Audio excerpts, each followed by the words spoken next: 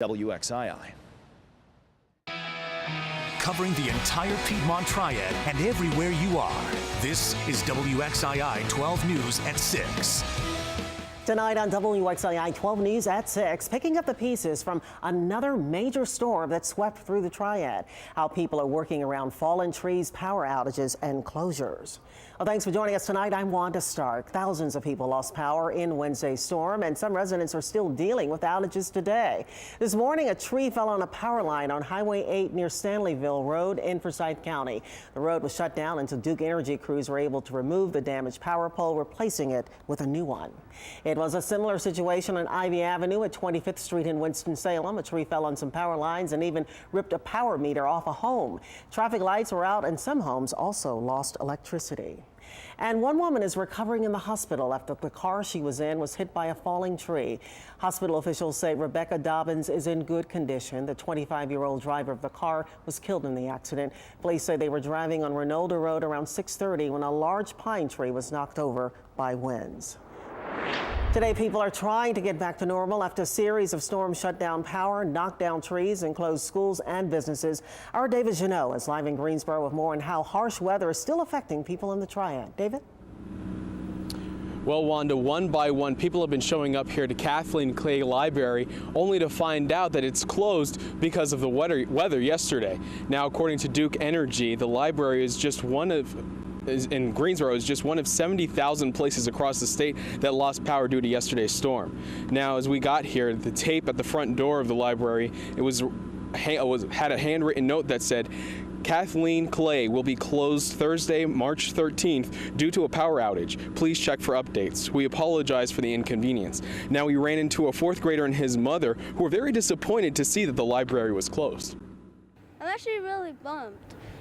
Because we come here like every week. I was kind of surprised. We were returning some books and also we wanted to look up for new ones, and we were kind of surprised because we didn't have any kind of alert or anything saying that it was closed, and it was because of they don't have power. So we're just here wondering when is that it's gonna be reopened again. Yeah, just standing out here in the parking lot, you could tell that a lot of people were frustrated over this. But according to Duke Energy, they say that there are about, right now, 3,000 outages across the state. And right here in Guilford County, there are about 250 customers that have been affected by all of the storm damage. Reporting in Greensboro, I'm David Janot, WXII 12 News. I'm here in the Weather Center now. Chief Meteorologist Lainey Pope. Still a little windy out there, but thankfully things are improving. Yeah, we are seeing some improvements. It's been gusty all day, but as you look at this map, you're going to see that the highest wind gusts, well, they were not in the 50s and 60-mile-per-hour range like yesterday, so that is good news. But they were bringing in some very cold air. The wind gusts still over 30 miles an hour across the Triad, and at this hour, the wind is blowing out of the northwest, bringing in that cold air at about 15 miles an hour. Our temperatures this afternoon, almost 15 degrees below normal. We're 44 in Winston-Salem and Greensboro, 41 in Danbury and Reidsville, and just above freezing right now in Galax. So the cold air is what we're talking about now. Those temperatures dropping into the 30s, and by early tomorrow morning, we're in the low 20s in the mountains, and we're in the mid-20s across the heart of the Triad. If you were hoping for some spring-like air, I will tell you when the temperature's warm coming up. Storms are also responsible for killing one person in Chapel Hill. Officials say last night a man died when a tree fell on top of him. The tree fell behind a home shortly before 7 p.m. as a strong line of storms moved through the area. Police say the man was standing on his back deck when it happened. Top wind gusts in the city were 48 miles an hour. The man's name and age have not been released at this time. Well, this recent storm has hit one community in Winston-Salem very hard. Our Bill O'Neill has more on how they're trying to recover.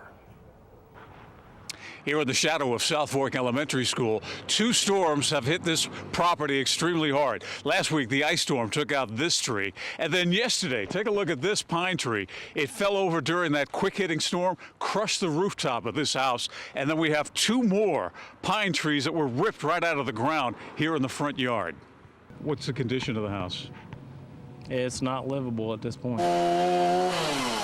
Tim Carlisle, normally a landscaper, is helping the owner secure the home and patch up the roof. And there are holes as big around as my leg in the roof. Were people home at the time? There were people home at the time, and they complained about it raining inside. Pictures taken inside the house show the damage caused by the fallen tree limbs. Carlisle says the home will need major electrical repairs as well as a new roof. And the damage isn't over yet. Just minutes ago, this tree limb fell, ripping the power line as it came down. In Winston-Salem, Bill O'Neill, WXII 12 News. And remember, for the very latest on the weather, you can always turn to the WXII 12 mobile app on your smartphone. You can get the latest watches and warnings, plus interactive radar right in the palm of your hand. It's available for both the iPhone and Android. More news on the Duke Energy coal ash spill tonight. The power company may have lobbied state regulators about lawsuits over pollution. Internal emails show state regulators were coordinating with Duke Energy before intervening in lawsuits over pollution leaking from its coal ash dumps. The email showed that a Duke lobbyist contacted the North Carolina Department of Environment and Natural Resources to discuss how Duke wants to be sued. The agency negotiated a proposed settlement in which the $50 billion company would pay a less than $100,000 fine and be under no requirement to stop its pollution. An annual study on public schools out today says North Carolina remains near the bottom when it comes to teacher pay. The state ranks 46th among the states in average pay, according to the National Education Association. The state's average of just $46,000 a year is more than $10 below the national average. When he spoke to WXII earlier this month, Governor Pat McCrory said freeing up money to raise teacher pay to the national average was contingent on other factors such as health care. Our biggest issue is what will Medicaid funding be like in the next 2 months. With the Affordable Care Act, we do not know how many people are actually signing up for new insurance versus signing up for Medicaid. So we don't know what our true cost is right now because the statistical analysis coming out of D.C. and even, frankly, North Carolina are very poorly done. Today, a spokesperson for McCrory said the governor is determined to raise what he calls the state's criminally low starting pay of less than $31,000. Authorities in Hope County are investigating human remains that were discovered by some Fort Bragg soldiers who were on an exercise. Investigators say soldiers and sheriff's deputies were taking part in a joint training exercise late Tuesday when the remains were found in the southern part of the county just northeast of Wagram. Deputies searched the area Wednesday for evidence. A forensic team will try to use dental records to identify the remains. The manhunt for a suspected murderer in Burke County has ended. The sheriff says 38-year-old Troy Wisnant was shot and killed yesterday by 3 officers. Deputies started searching for Wisnant after a welfare check on his parents found them dead inside their home in Morganton. Before his death, investigators say Wisnant killed federal forestry officer Jason Crisp, who was trying to catch him. Always tough, especially an officer to give up his life. I spoke with that officer here at the command post prior to him being deployed. Fine officer who coming to do his duty, and our hearts go out to the family. Investigators say Wisnant stole several vehicles after the murders of his parents. They also believe he stayed inside the home with his parents dead inside.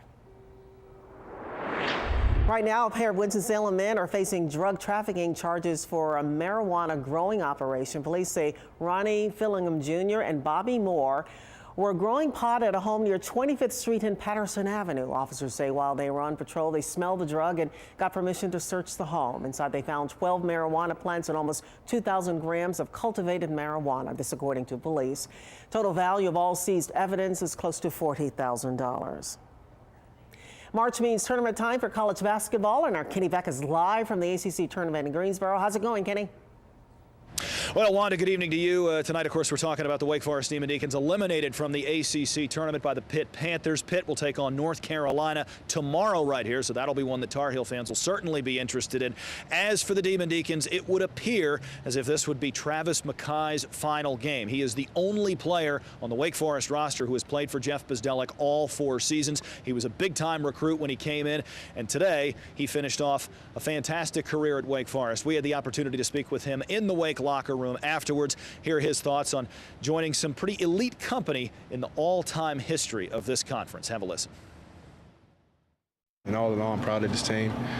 Being able to win a record, we had a lot of great moments, and you know, these guys will do something special in the next couple of years. Travis, you became just the 9th player in ACC history to start every single one of the team's games over a 4-year period. How do you want Wake fans to remember you, and what does that accolade mean to you? It means a lot. You know, this conference has, you know, been great. A lot of great players, and to me to be, you know, one of those great accolades is amazing. But you know, I'm just thankful for all the 4 years I had here. You know, it hasn't been the ideal 4 years that everybody envisions when they come to college, but I've learned a lot, not growing up as a person. Coming up, all new a little bit later in sports, we will hear from Jeff Bzdelik, his thoughts on potentially his future here with the Demon Deacons. Interesting comments there. And we'll also get his take on Pitt, plus a preview of the rest of the night's action. 2 games in the books, 2 still to come. We're just getting warm here on a Thursday at the ACC tournament in Greensboro. Wanda will send it back inside to you. Here's a look at Business 40 eastbound. This is at Cemetery Street, just over that sign right there. You see there's an accident. Let's go to our next traffic camera. And this is what it's doing to traffic. Business 40 East is definitely moving at a snail's pace. I'm Chris Lee in the traffic center, and in Alamance County tonight, expect some various lane closures on I-85, I-40 in both directions throughout the night until 6 in the morning. More updates for you on Twitter at WXII. Take a look at the beautiful blue skies out there.